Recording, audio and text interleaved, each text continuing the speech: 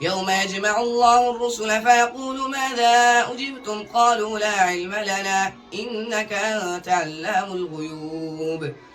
إذ قال الله يا عيسى ابن مريم اذكر نعمتي عليك وعلى والدتك إذ أيدتك بروح القدس تكلم الناس في المهد وكهلا وإذ علمتك الكتاب والحكمة والتوراة والإنجيل